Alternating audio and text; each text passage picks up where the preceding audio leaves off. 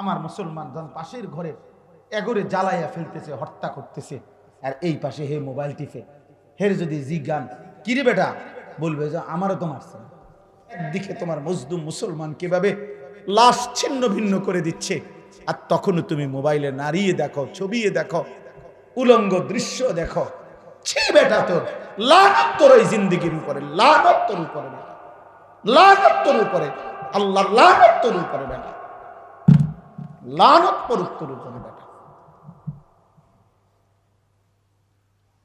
তোর বিবেকের মধ্যে যদি এতটুকু অনুভূতিও না জাগে বেটা।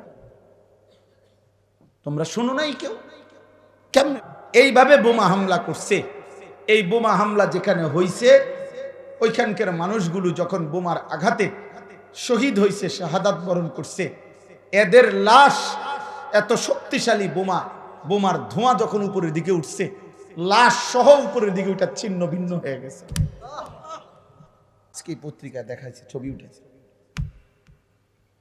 ইমানদারের লাশ ছিন্ন ভিন্ন হয়ে আকাশে উঠছে। হায় হায়, এটা তো গল্প না, এটা তো রূপকথা না, এটা তো কিচ্ছা কাহিনী না বন্ধু, এটা প্রাচীন কোনো ইতিহাস না। এটা এই মুহূর্তে পৃথিবীতে, এই মুহূর্তে পৃথিবীতে আমার ইমানদার ভাইদের উপরে, মুসলমানের উপরে এই জুলুম করছে ইহুদি ওই কুত্তারা। পৃথিবীর কোনো ভদ্রতা যেই বেঈমানদের কাছে নাই, কোনো আখলাক বলতে নাই, কোনো সভ্যতা যাদের কাছে নাই, সেই ইউরোপ আমেরিকার এরা মুখ বন্ধ করে আছে। আমেরিকার প্রত্যক্ষ সহযোগিতায়, সরাসরি মদদে ইসলাম করছে। অথচ সেই বেঈমানের আচরণ, প্রিয় ছেলেরা, আমার প্রিয় বাবা বোনদেরকে বইল, সেই বেঈমানদের আচরণ, চলা ফেরা, চুল, লেবাস, পোশাক যদি তোমার পছন্দ হয়, তুমি যদি একনে পারো তোমরা নামাজ ছাড়া থাকতে, কেমনে সম্ভব? কি পরিমাণ অভিশপ্ত আমাদের জিন্দেগি হয়ে গেছে। মনে হয় যেন বিষয়টা এমন যে পাশের ঘরের আমার মুসলমান জন পাশের ঘরে এগরে জ্বালাইয়া ফেলতেছে, হত্যা করতেছে, আর এই পাশে হে মোবাইল টিপে। হের যদি জিজ্ঞান কিরে বেটা, বলবে যে আমারও তো মারছে না, আমারও তো মারছে না। এটা ফিলিস্তিনে না, এটা তো বাংলাদেশে না, আরে এটা তো আমরা ঢাকা না, এটা কুমিল্লা না, তো এটা কুমিল্লা শহরে না, এটা বুড়িসং না, এটা দেবিদ্বারে না, এটা আমগো গ্রামে না, তো আমারও তো আর মারছে না, আমারও তো মারছে। হায় হায় হায়, বাবা মা আপনাদের বিবেক হবে কখন? সন্তান তোমাদের বিবেক হবে কখন? আরে মিয়া, আর কিছু করতে না পারি, চোখের পানিটা তো ফেলতে পারতাম, আল্লাহর কাছে বলতে তো পারতাম যে আল্লাহ, মজলুম আর কতদিন কাঁদবে, ইমানদারের রক্ত আর কতটা ঝরবে, আমার মায়ের লাশ আর কতটা ছিন্ন হবে, আমার বোনের লাশ আর কতটা ছিন্ন ভিন্ন হয়ে যাবে। বহুতই আশ্চর্য। ঈদ পালন করে আমার দেশের, তাকায় তাকায় আমরা দেখি। আমি তো ঢাকার থেকে আসছিলাম ঈদের দিন, ঢাকা মোহাম্মদপুর আমি ঈদের নামাজ পড়াইছি, এই আসার পথে দেখছি হায়, ঈদ পালন করছে নতুন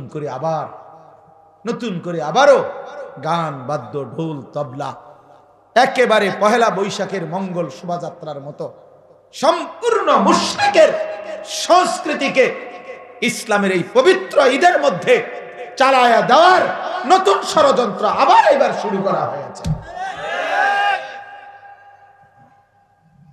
আবার এবার ঈদের দিনে, এতদিন দেখতাম পহেলা বৈশাখকে কেন্দ্র করে ঢোল, তবলা, এই হই হুল্লুর হইতো, এখন ঈদের পবিত্র দিনে, আর ঈদ মানে তো উৎসব না বেটা, ঈদ মানে পৃথিবীর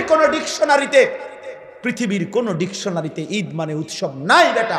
ঈদ তোমার বাপের না, ঈদ বাংলা ভাষার কারো না, ঈদ এটা আরবি শব্দ, এটা রাসূলুল্লাহ সাল্লাল্লাহু আলাইহি ওয়াসাল্লামের জবানের উচ্চারিত শব্দ। অতএব সেটা জিজ্ঞেস করতে হবে ওইখান থেকে। ঈদ মানে উৎসব নয়, ঈদ মানে ইলাইহি আওয়াইদুল ইহসান।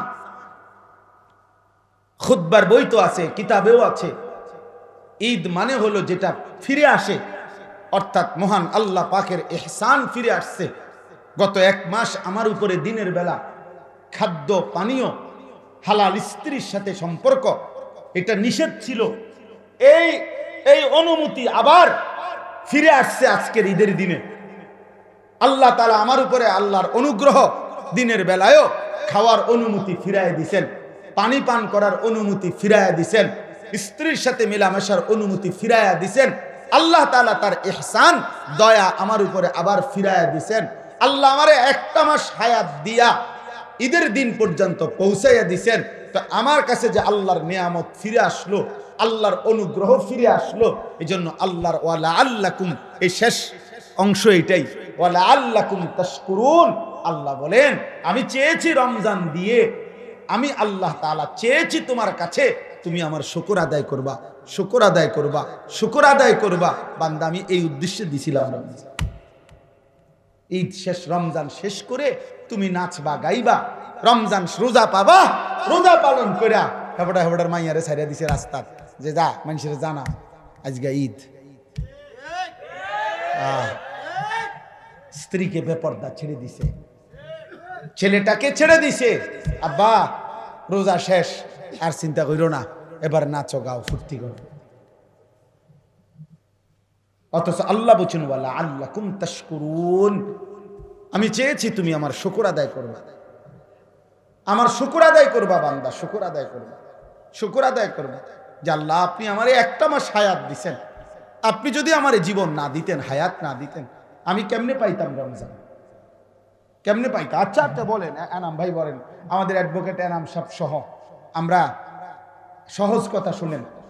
যেদিন রমজানের চাঁদ ওঠে সেদিন আমরা মদিনা শরীফ একসাথে আমার শায়েখ আল্লামা মুফতি মুশতাকুন নবী কাসিমি হুজুর সহ, এনাম ভাই সহ, আমরা আরো সাথী রাসূলুল্লাহ সাল্লাল্লাহু আলাইহি ওয়াসাল্লামের রওজা শরীফের পিছন বরাবর ছাতার এখানে আমরা বসে আছি, ছাতার নিচে।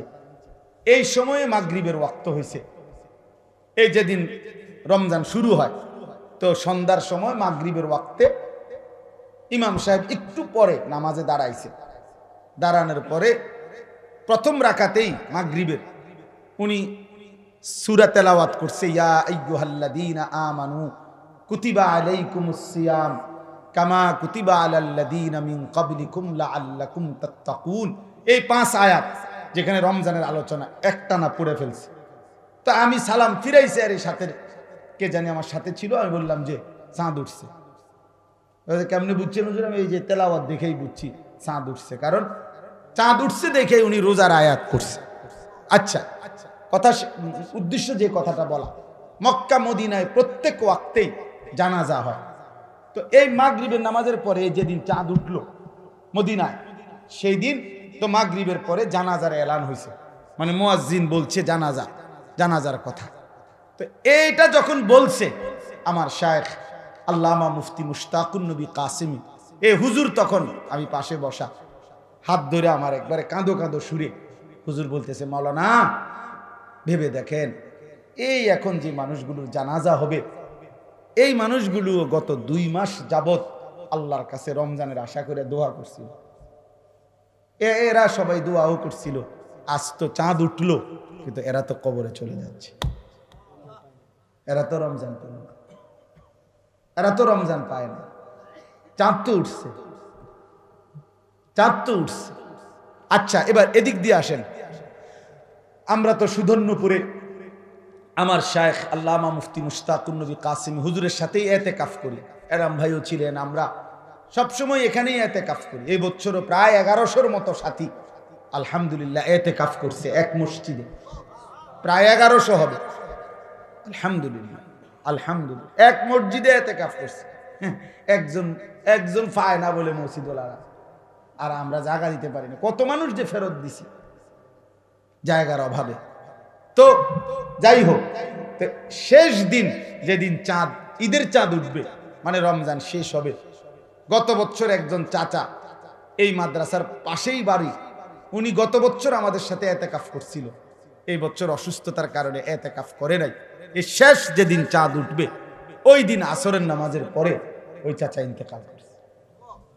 তাহলে এই চাচাটাও রমজানের শেষ হয়তো 1 ঘন্টা 2 ঘন্টা উনি তো পায় না। তাহলে ওই সময় চাঁদ উঠছে, সেদিনও অনেকে পায় নাই, শেষ মিনিটেও অনেকে ইন্তেকাল করছে। এবার আমরা সবাই বলেন, এই এখানে যারা আমরা বসে আছি ভাইয়া বাবা, ইনসাফের সাথে ভেবে দেখেন, এই পুরা রমজান মাসে প্রতিদিন আল্লাহর বান্দা ইমানদার মুসলমান মৃত্যুবরণ করেছে কিনা? তাহলে সেই মানুষগুলোর মাঝখান দিয়া আমারে আপনারে আল্লাহ তাআলা পুরা মাস হায়াত দিলেন, রহমতও পাওয়াইলেন, মাগফিরাতও দেখাইলেন, নাজাতের অংশও আমারে হায়াত দিলেন, ইতিকাফও করতে দিলেন, শবে কদরের বেজর রাত্রিগুলো আমারে নসিব করাইলেন। এত কিছু দিয়ে আমার কাছ থেকে আল্লাহ তাআলা কোনো কৃতজ্ঞতা পাবে না?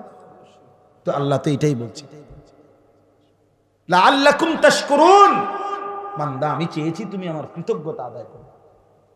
তোমার ভিতরে এই বিবেক আসবে যে হায় মাওলা, আপনি আমারে হায়াত দিয়েছেন বলেই তো আমি রমজান পেয়েছি, আপনি আমারে বাঁচায় রাখছেন বলেই তো আমি রহমত মাগফিরাত নাজাত পেলাম, আপনি আমারে হায়াত দিয়েছেন বলেই তো আমি ইতিকাফ করার সুযোগ পাইলাম। আমাদের এই যে নূর আলম ভাই গেছে গা, নুরুল আলম ভাই এখানে ছিল এতক্ষণ। নূর আলম ভাইয়ের ছোট ভাই কাউসার, কাউসারের শ্বশুর কোম্পানিগঞ্জ মোরগ বাজার মসজিদে ইতিকাফে বসছে। ৪র্থ দিন ইতিকাফে উনি শরীরের মধ্যে অসুস্থতা ব্যথা অনুভব করতেছে, হাসপাতালে নিছে, ইন্তেকাল করছে। কি নাকি কোন ৪র্থ দিন না সেলিম ভাই?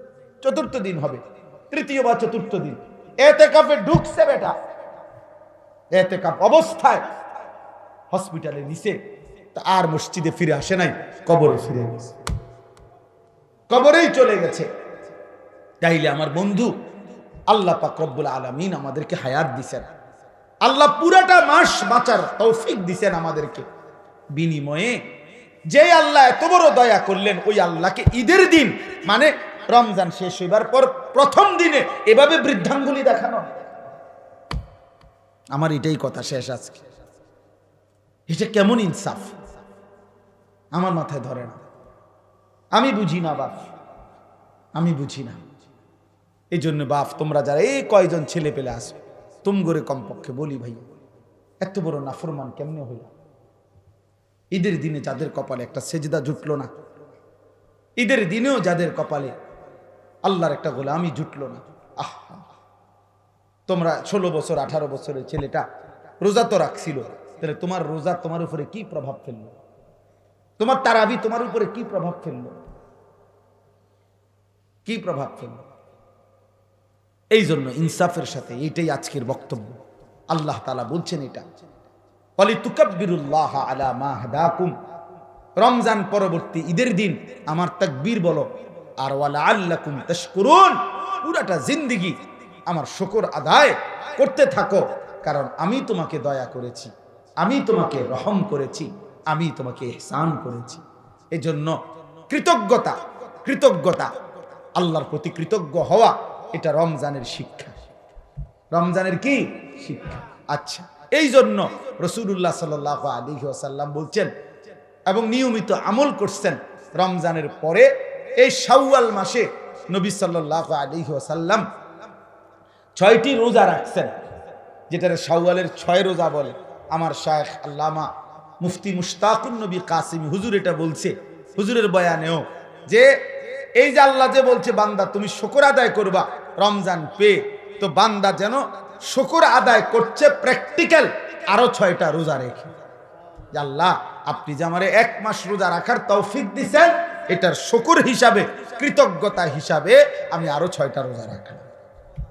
এই জন্য এই 6টা রোজা যদি কেউ পালন করে এই মাসে, তাহলে তার এই আমলটা হয় যে আল্লাহ যে বলছে আমি রমজান দ্বারা তোমার কাছ থেকে শুকর চাই, এই শুকর আদায় হয়। আচ্ছা, আরেকটা বিষয় হলো, হাকিমুল উম্মত মুজাদ্দিদুল মিল্লাত হযরত মাওলানা শাহ আশরাফ আলী থানভী রাহমাতুল্লাহি আলাইহি বলেন, হাদিসের বক্তব্য এটা, আল্লাহ যখন কোনো বান্দার আমল কবুল করে, তখন আল্লাহ ওই কবুলের একটা চিহ্ন হইল, আল্লাহ ওই আমলটি তাকে পুনরায় করবার তৌফিক দেয়। বুঝেন নাই কথাটা? এটার দ্বারা প্রমাণ হয় আল্লাহ তার পিছনের আমলটা কবুল করছেন। তো এই জন্য রমজানের 1 মাস রোজা রাখবার পরে কোনো ব্যক্তি যখন পুনরায় আবার এই মাসে 6টা রফল রোজা রাখে, তো বোঝা যায় আল্লাহ তার রোজা পিছনেরটা কবুল করছেন, এই জন্য নতুন রোজা রাখবার তৌফিক দিয়েছে। এই জন্য এই 6 রোজা অত্যন্ত ফজিলতপূর্ণ রোজা। এই জন্য আমি আজকে এতটুকুই কথাই বলতে চাই। 1 নম্বর মূল যে কথাটা বললাম, কেন আমরা গুনাহ করব, কেন আমরা আল্লাহর নাফরমানি করব। আল্লাহ তাআলা আমাদেরকে হায়াত দিয়ে এত বড় রমজান দেওয়ার পরে আমাদের তো উচিত আল্লাহর প্রতি কৃতজ্ঞ হওয়া, আল্লাহর প্রতি শুকরগুজার হওয়া। অতএব আমরা যে যে গুনার মধ্যে আছি আমরা তওবা করতে চেষ্টা করি। প্রিয় সন্তানেরা, যুবকেরা, কিশোররা, বিশেষ করে তোমরা ভাইয়া, তোমরা আল্লাহর নাফরমানি থেকে ফিরে আসো। আর আগামীর পৃথিবীতে এই ইসরায়েলের, এই ইহুদিদের এই জুলুম অত্যাচার, ফিলিস্তিনের মজলুম এই মুসলমানদের আহাজারি দেখে আমার ভাই নিজের কলিজার মধ্যে যদি কোনো ভয় না আসে, সবক না আসে, তো মনে রাখেন আমাদের জন্য মুসিবত অপেক্ষা করছে। এই অব্যাহত গুনাহ, এই লাগাতার অশ্লীলতা, এই লাগাতার বেহায়াপনা একদিন আমাদের উপরেও বড়সড় মুসিবত আসবে, আমাদের উপরেও বড়সড় মুসিবত আসবে। এই জন্য দয়া করে যারা অভিভাবক আছেন, নিজের স্ত্রী সন্তানের নামাজের দিকে, নিজের স্ত্রী সন্তানের আখলাকের দিকে আরেকটু নজরদারি করেন, এবং নিজেরাও যারা ছেলেরা মেয়েরা প্রত্যেকে মুসলমান হিসাবে ঈমান আমলের উপরে উঠবার চেষ্টা করেন। আল্লাহ তাআলা আমাদেরকে তৌফিক দান করেন। আল্লাহ তাআলা আমাদেরকে প্রত্যেককেই আল্লাহ তার শুকরের ওয়ালা কৃতজ্ঞ বান্দা হওয়ার তৌফিক দান করেন। একটা আশ্চর্য কথা আছে, আমি কিতাবে পড়ছি, আমার শায়েখের একটা পছন্দের কিতাব ফিকহুল আদইয়া, এই কথাটাই শেষ করছি। ওই কিতাবের মধ্যে আছে আল্লাহ তাআলা তার বহু নিয়ামত, আল্লাহ বলছেন আল্লাহ যাকে চান তাকে দেন। কোরআন শরীফে এমন আছে, ফাসাউফা ইউগনিকুমুল্লাহু মিন ফাদলিহি ইনশাআ। আল্লাহ বলেন আল্লাহ যাকে চান তাকে তিনি ধনী বানিয়ে দেন। তো যাকে চান, ইয়াহাবু লিমান ইয়াশাউ ইনাসা, আল্লাহ যাকে চান তাকে কন্যা সন্তান দান করেন। ইয়াগফিরু লিমান ইয়াশা, আল্লাহ যাকে চান তাকে মাফ করে দেন। ইয়াবসুতুর রিজকা লিমান ইয়াশা, আল্লাহ যাকে চান তার রিজিক প্রশস্ত করে দেন। আল্লাহ পাক যাকে চান, এরকম বলে অনেক কথা আল্লাহ বলছেন যে ওয়াগফিরু লিমান ইয়াশা, আল্লাহ যাকে চান তাকে মাফ করে দেন, যাকে চান তাকে রিজিক দান করেন, যাকে চান তাকে ইজ্জত দান করেন। তার মানে সবাইকে দেন না, যাকে চান তিনি তাকে দেন। কিন্তু একটি আমল আছে এরকম, যেটা কোনো বান্দা করলে আল্লাহ যতজন করে প্রত্যেককেই তার বিনিময় দান করে। এনে যাকে চান নাই, সেটা হলো শুকর। এটা কোরআনের আয়াত। আল্লাহ কোরআনে স্পষ্ট বলছে আল্লাহ তাআলা প্রত্যেক কৃতজ্ঞ বান্দাকে বিনিময় দিয়ে থাকেন, যাকে চান না, বরং প্রত্যেক কৃতজ্ঞ বান্দাকে আল্লাহ বিনিময় দিয়ে থাকেন। এই জন্য যে আল্লাহর কৃতজ্ঞতা আদায় করবে আল্লাহ তাকেই বিনিময় দেবে। এই জন্য ইনশাআল্লাহ আমরা প্রত্যেকে আল্লাহ পাকের কৃতজ্ঞ বান্দা হব। বলেন ইনশাআল্লাহ। আল্লাহ কোরআনে মানুষের 2টা ভাগ বলছে, ইম্মা শাকিরান ওয়া ইম্মা কাফুরা।